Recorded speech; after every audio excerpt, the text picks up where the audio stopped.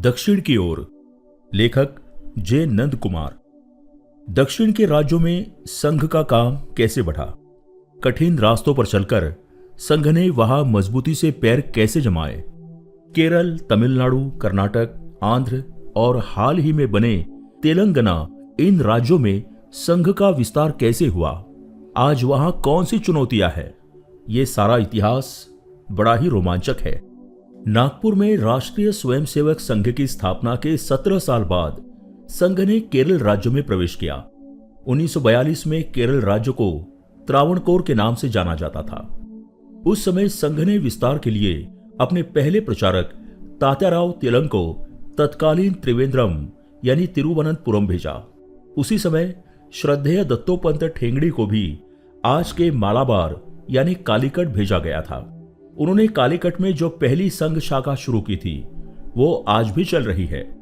यहाँ के स्वयं सेवकों ने बिना किसी रुकावट के सजगता से संघ कार्य का विस्तार किया। त्रिवेंद्रम में शाखा कुछ दिनों तक चली, लेकिन कुछ समय बाद बंद हो गई। कालांतर में त्रिवेंद्रम में भी शाखाएं फिर से शुरू हुई।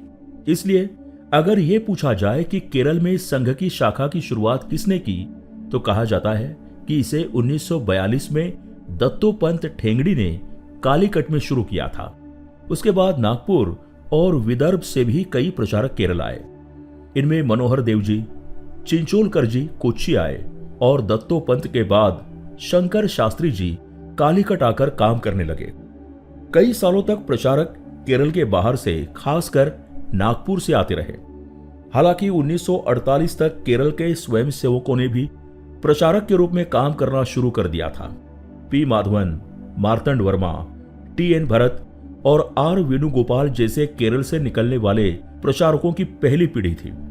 बाद में केरल में संघ विस्तार का काम वहां के स्वयंसेवकों ने ही किया और इसके लिए पर्याप्त प्रचारक निकलने लगे। फिर भी केरल प्रांत के पहले प्रचारक के रूप में मुंबई के भास्करराव कलंबी का नाम सामने आता है। बाद में वे वनवासी कल्याण आश्रम के अखिल भारतीय संगठन मंत्री भी रहे। संघ के सामने चुनौतियां। 19वीं सदी के अंत और 20वीं सदी की शुरुआत में केरल की सामाजिक स्थिति जाति प्रथा, अस्पृश्यता और पंथीय विवादों के कारण बहुत खराब थी। लोग गरीबी से भी त्रस्त थे। जब स्वामी विवेकानंद ने केरल का दौरा किया तो यह दृश्य देखकर ही उन्होंने मद्रास में अपने एक प्रसिद्ध भाषण में कहा था, केरल एक पागलखाना है। केरल के हिंदुओं में आपस में जाति भेद और कुप्रथाएं इतनी चरम पर थी कि दुखी होकर स्वामी विवेकानंद ने तमिलनाडु और आसपास के लोगों से ये अपील की कि जब तक केरल के लोग ये पागलपन नहीं छोड़ देते तब तक उनका सामाजिक बहिष्कार किया जाए। इस गंभीर अपील का कारण भी उतना ही तीव्र था। तथाकथित उच्च जाति के लोग जिस रास्ते से यात्रा करते थे उस पर तथाकथित दलित नहीं चल सकते थे। उन्हें मंदिरों में प्रवेश नहीं दिया जाता था।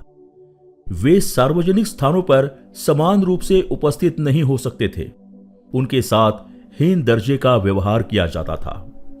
इसके अलावा स्वामी जी ने यह भी देखा था कि तथाकथित सवर्ण लोग धर्मांतरण करके अपना नाम बदलकर अन्य पंथ अपनाने वाले तथाकथित दलितों के साथ बड़े सौहार्द से पेश आते थे और उन पर वे प्रतिबंध नहीं लगाते थे जो उन्होंने हिंदुओं पर लगाए थे।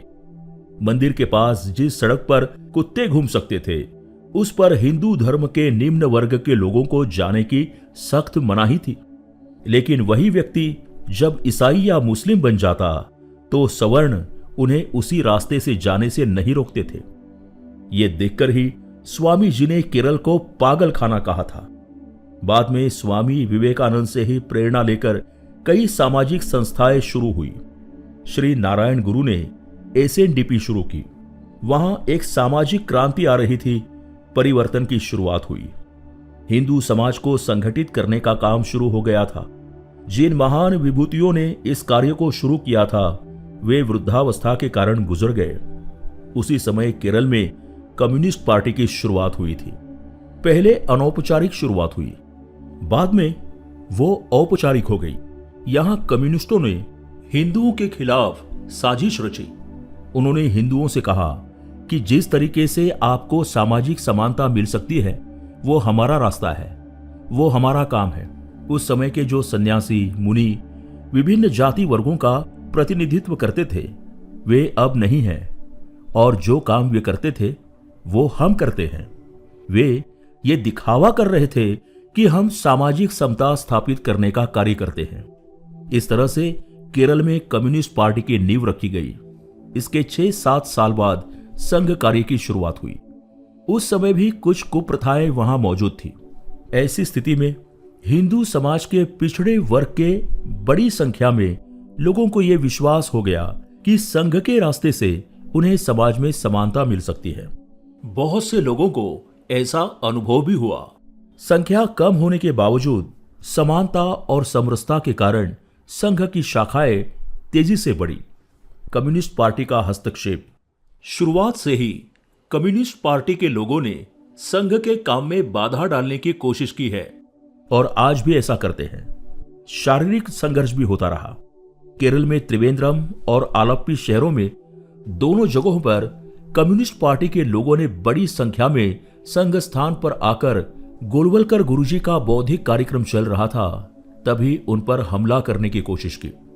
1940 के दशक में केरल में गुरुजी पर 2 बार हमला करने का प्रयास किया गया। हालांकि संघ के स्वयंसेवकों ने गुरुजी की रक्षा करते हुए हमलों को विफल कर दिया। उसके बाद कम्युनिस्टों ने कई बार संघ के काम को रोकने के लिए हमले किए। 1968 में कोची जिले के संघ के शारीरिक प्रमुख रहे चंद्रशेखर की हत्या की गई। कम्युनिस्टों के संघ पर इस तरह हमला करने के 2 कारण हैं। पहला, कम्युनिस्ट पार्टी का काम हिंदू समाज में ही बड़े पैमाने पर था। तथाकथित जातियों को समानता के भ्रम में डालने के लिए उन्होंने संत महात्माओं के नाम का उपयोग किया था। उन्होंने ये भ्रम पैदा किया था कि वे उन्हें समानता दिलाएंगे। जब संघ हिंदुओं के लिए काम करने लगा तो उन्हें लगा कि उनके वोट संघ के काम से विभाजित हो रहे हैं और अपनी वोट बैंक और सामाजिक आधार को बचाने के लिए उन्होंने संघ को रोकने का प्रयास किया। दूसरा कारण यह है कि केरल की राजनीतिक स्थिति का अध्ययन करने पर यह पता चलता है कि वहां जीतने वाली पार्टी हमेशा 1 या 2% के बहुमत से जीतती रही है। ये पार्टियां संगठित अल्पसंख्यक समुदायों को नियंत्रित करती हैं, जो ईसाई और मुसलमान हैं। इन दोनों को साथ रखने का एक तरीका हिंदुओं के लिए काम करने वाले संघ पर हमला करना है। इससे मुसलमानों के मन में ये भावना पैदा होती है कि कम्युनिस्ट उनके दुश्मन के दुश्मन हैं, इसलिए उन्हें वोट देना चाहिए। इस तरह वोट पाने के लिए इन लोगों ने राजनीतिक चाल के रूप में संघ कार्यकर्ताओं पर हमले किए। एक तीसरा कारण भी है। खासकर आपातकाल के बाद संघर्ष का स्वरूप और बढ़ गया। संघ पर सबसे ज्यादा हमले 1977 के बाद हुए। इसका मुख्य कारण यह था कि आपातकाल के दौरान कम्युनिस्ट कहीं भी लड़ाई लड़ते नहीं दिख रहे थे। हालांकि वे लड़ाई लड़ने का दावा करते थे, लेकिन उनका विरोध इंदिरा गांधी के साथ एक अलिखित समझौते जैसा था। इसलिए युवा पीढ़ी के मन में यह भावना थी कि कम्युनिस्ट पार्टी डरपोक लोगों का संगठन है, उनमें लोगों के लिए लड़ने की हिम्मत नहीं है।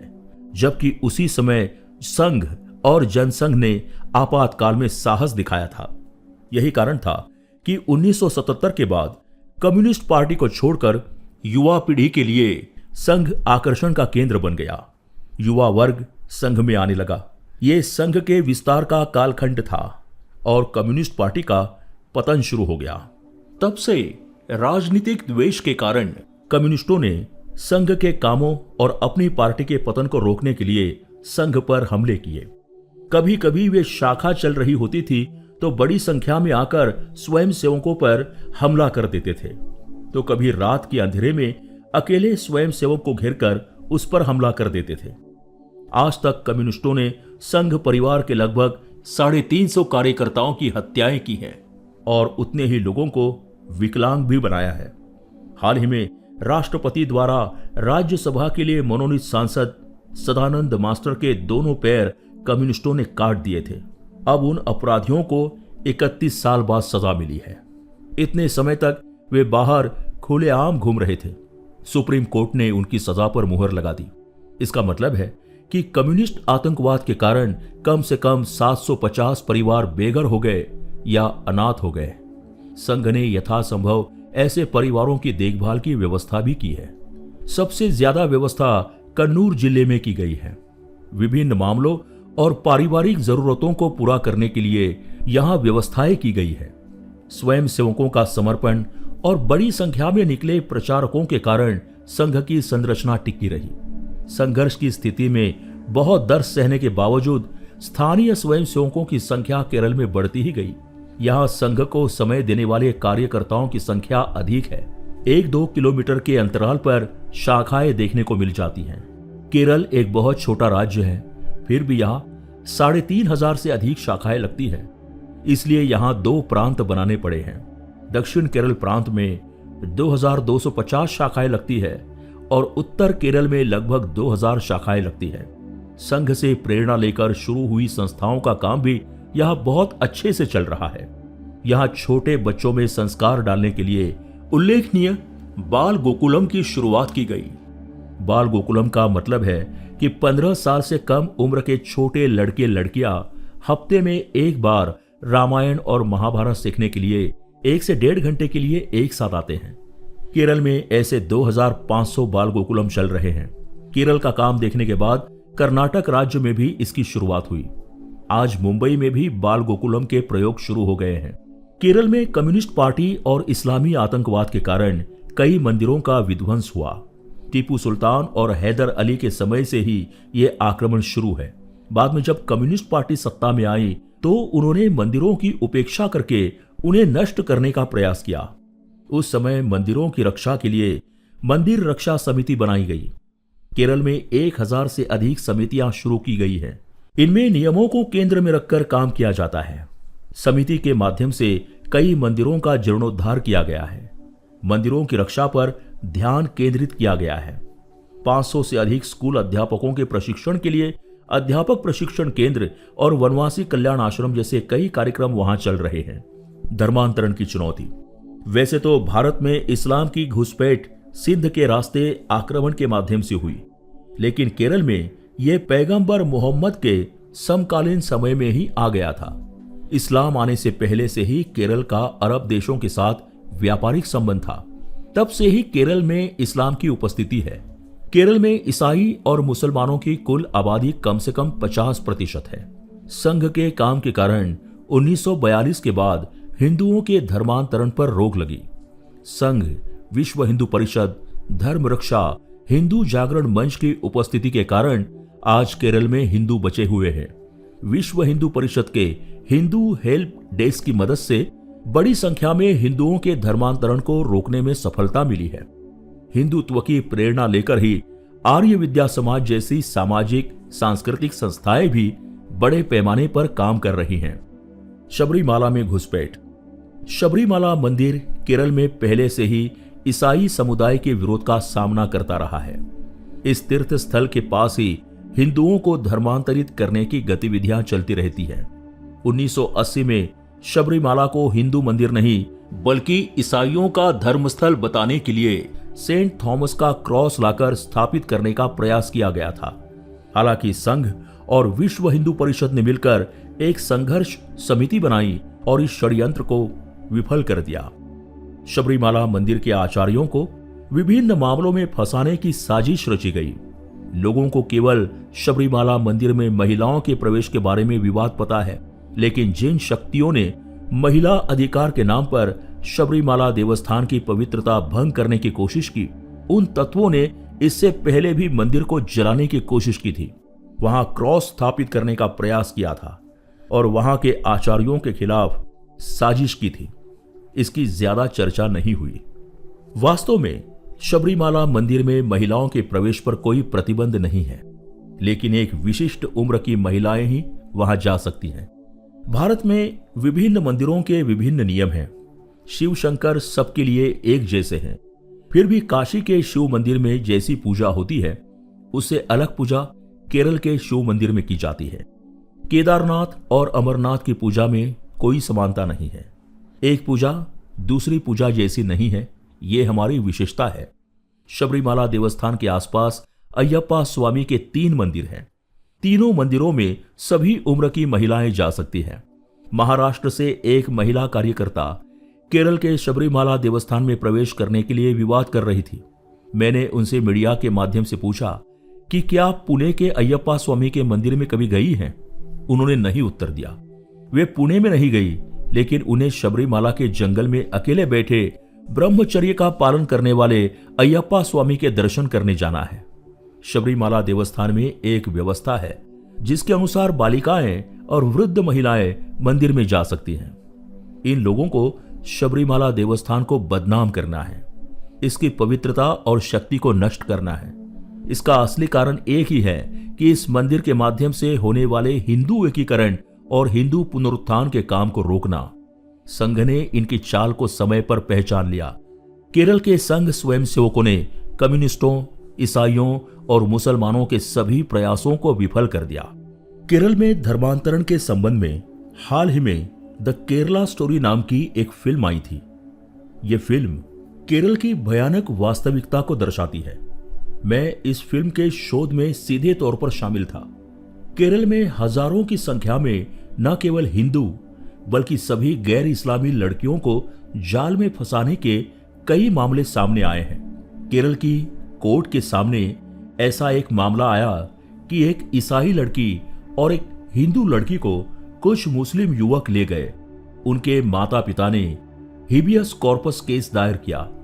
केस के फैसले के दौरान न्यायमूर्ति कीर्ति शंकरन ने इस प्रयोग का खुलासा किया। लड़कियों को प्यार का मुखौटा लगाकर जाल में फंसाने का ये लव जिहाद का षड्यंत्र चल रहा है। ये किसी संघ स्वयंसेवक या द केरला स्टोरी बनाने वाले सुदीप्तो सेन ने नहीं कहा, बल्कि लव जिहाद का सच सबसे पहले बताने वाले न्यायमूर्ति हैं। एक बार केरल विधानसभा में इस तरह के धर्मांतरण पर सवाल उठे। उस समय कांग्रेस के मुख्यमंत्री ओमान चांडी थे। उन्होंने स्पष्ट रूप से सदन के पटल पर बताया कि बड़ी संख्या में लव जिहाद होने की जानकारी पुलिस से मिली है। कभी कम्युनिस्ट पार्टी के मुख्यमंत्री रहे और पॉलिट ब्यूरो के कार्यकर्ता अच्युतानंदन ने विशेष रूप से कहा था कि लव जिहाद एक इस्लामी षड्यंत्र है। इसके लिए बाहर के देशों से बड़े पैमाने पर पैसे आते हैं।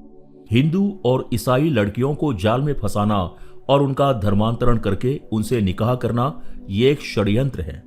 द केरला स्टोरी में सुदीप्तो सेन ने जिस साहस के साथ सिनेमा के माध्यम से लोगों के सामने ये बात रखी, उससे कहीं अधिक भयावह घटनाएं कॉमरेड अच्युतानंदन ने बताई हैं।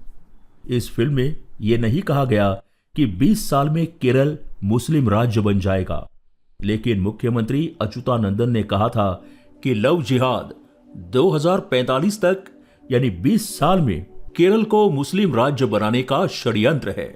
इसके अलावा भारत के स्वतंत्रता दिवस और गणतंत्र दिवस पर जब राष्ट्रभक्त लोग इकट्ठा होते हैं तो उसमें घुस करके जिहादी इकोसिस्टम ने यहां भी लव जिहाद का घातक खेल खेलने का प्रयास शुरू किया है। ये खुलासा भी उन्होंने ही किया था। केरल के 3 डीजीपी ने लगातार इस सच को सामने रखा है। केरल में लव जिहाद के 4000 से अधिक मामले हुए हैं। इनमें से केवल 4 उदाहरण देकर उन्होंने फिल्म बनाई। द केरला स्टोरी पर आपत्ति जताने वाले आलोचकों को सुदीप्तो सेन ने चुनौती दी थी कि अगर आप इस फिल्म की कोई भी बात झूठी साबित कर दे तो हम माफी मांगकर पीछे हट जाएंगे। उन्होंने ये नहीं कहा कि यह सिर्फ एक कल्पना है या हमने फिल्म के लिए आवश्यक स्वतंत्रता ली है, क्योंकि फिल्म में दिखाए गए 4 में से 2 लड़कियों के वक्तव्य उनके पास है, उनके माता पिता के वक्तव्य उनके पास है। आज पिनराई विजयन द केरला स्टोरी का विरोध करके जिन्होंने उन्हें राजनीति सिखाई, ऐसे अच्युतानंदन को झूठा साबित करने की कोशिश करते हैं। आज आईएसआईएस में सबसे ज्यादा भर्ती केरल से ही हो रही है। ये सच बताने का साहस भी उनमें नहीं है। अगर सच बताएंगे तो उनका वोट बैंक चला जाएगा। हिंदू संगठन को सशक्त किए बिना केरल में ऐसी शक्तियों से लड़ना संभव नहीं है और संघ यही काम कर रहा है। समाज को जागरूक करने का काम चल रहा है। 2014 में सत्ता में बदलाव के बाद कई कारणों से हमने विरोधी शक्तियों की गति को कम किया है। पीएफआई को प्रतिबंधित किया, इस्लामी आतंकवादी संगठनों को खत्म किया, उनके बैंक खाते बंद कर दिए। राजनीतिक रूप से उन्हें खत्म करने का काम भी होना चाहिए। केरल की जनसंख्या का संतुलन देखें तो यहां मुसलमानों की संख्या 29 से 30% हो गई है।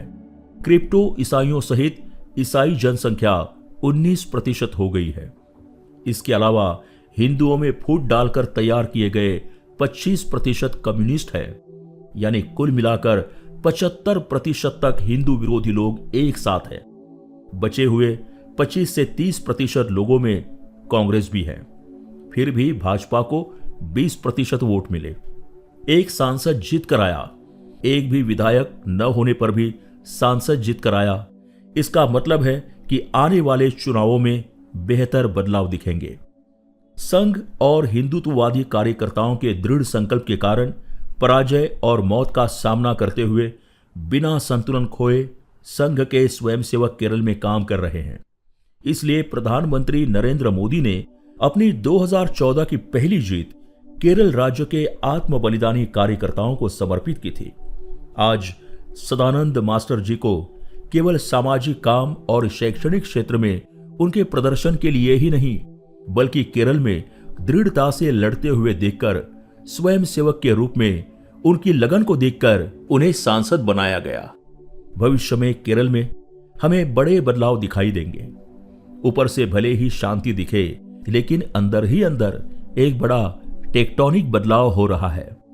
ईसाई लोगों को भी स्थिति की गंभीरता समझ में आने लगी है। उन्हें भी इस्लामी कट्टरता का डर महसूस होने लगा है। लव जिहाद के मामलों में हिंदू लड़कियों के साथ साथ ईसाई लड़कियां भी शिकार हो रही हैं। इससे उनकी भी मानसिकता बन रही है कि भाजपा सरकार ही उन्हें सुरक्षित वातावरण दे सकती है। अगर कम से कम 10% लोगों के मन में भी ये विचार आता है तो बहुत बड़ा परिवर्तन आएगा। केरल के एक्स मुस्लिम संघ के बारे में एक प्रसिद्ध पुस्तक 1951 में फतेह इमैनुअल ने सकारात्मक रूप से लिखी थी। वे कैथोलिक ईसाई पादरी थे। इस पुस्तक का नाम था philosophy and action of RSS for Hindu स्वराज्य। इसमें संघ की प्रशंसा की गई है। मुसलमानों के बारे में बताए तो अभी भी बहुत से मुसलमान संघ के पक्ष में हैं। वही एक्स मुस्लिम के बारे में बात करें तो उनके ओपन ग्रुप्स हैं, लेकिन अभी भी ये नहीं कहा जा सकता कि सभी संघ के पक्ष में हैं। उनके काम से हिंदू समाज के प्रति निश्चित रूप से सकारात्मक माहौल बना है, लेकिन ये नहीं कहा जा सकता कि उन सभी को संघ के प्रति लगाव है। हालांकि उनके प्रचार का प्रभाव आने वाली शिक्षित मुस्लिम पीढ़ियों पर निश्चित रूप से देखने को मिल रहा है। दक्षिण के अन्य राज्यों में संघ, तमिलनाडु के चेन्नई में 1939 में संघ के शुरुआती प्रचारकों में से एक दादाराव परमार्थ ने संघ का काम शुरू किया था। यहां शुरुआत में उन्हें द्रविड़ कड़गम का विरोध सहना पड़ा। आज सत्ता द्रविड़ मुन्नेत्र कड़गम के पास है, फिर भी वहां के हिंदुओं में बड़ा परिवर्तन हो रहा है। प्रधानमंत्री नरेंद्र मोदी की उपस्थिति में और उनकी ही प्रेरणा से हाल ही में गंगईकोंडा चोलपुरम में तमिल इतिहास के महान योद्धा राजा राजेंद्र चोल के प्रेरणादायक इतिहास की याद दिलाने वाला एक भव्य समारोह आयोजित किया गया था। ये समारोह तमिलनाडु में एक बड़ा परिवर्तन लेकर आएगा। डीएमके के नेता सनातन धर्म के बारे में जहर उगलते रहे हैं, लेकिन नीचे आम आदमी, खासकर डीएमके के कार्यकर्ता बहुत श्रद्धालु हैं। राजनीतिक नेता उन्हें लंबे समय तक भ्रम में नहीं रख पाएंगे।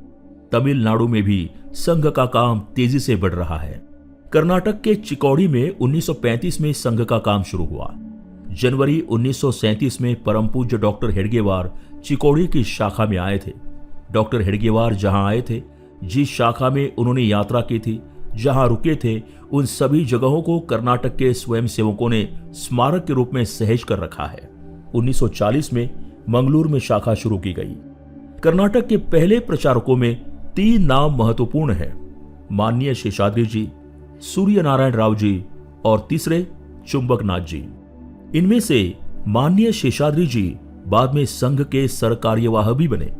सूर्य नारायण राव जी अखिल भारतीय सेवा प्रमुख थे और चुंबकनाथ जी ने गृहस्थ जीवन अपनाया। आंध्र प्रदेश में 1934 में संघ का काम शुरू हुआ, लेकिन कुछ जगहों पर इसे शाखाओं का औपचारिक स्वरूप नहीं था। तेलंगाना के हैदराबाद में मुसलमानों का आतंक था, तो आंध्र के हिस्से में कम्युनिस्टों का। इन दोनों विरोधियों ने संघ कार्यकर्ताओं पर बार बार हमले किए। नक्सलवादियों के भी हमले हुए। उन्होंने कई स्वयंसेवकों और पदाधिकारियों की हत्याएं की। इन सब का सामना संघ स्वयंसेवकों ने किया। दक्षिण में संघ कार्य का रास्ता बहुत कठिन था, लेकिन संघ के कार्यकर्ता डगमगाए बिल्कुल भी नहीं। वे संघर्ष करते रहे, आगे बढ़ते रहे। उनकी हिम्मत और लगन के कारण संघ का यह दक्षिणायन सफल रहा, ऐसा कहा जा सकता है। लेखक प्रज्ञा प्रवाह संगठन के राष्ट्रीय संयोजक हैं।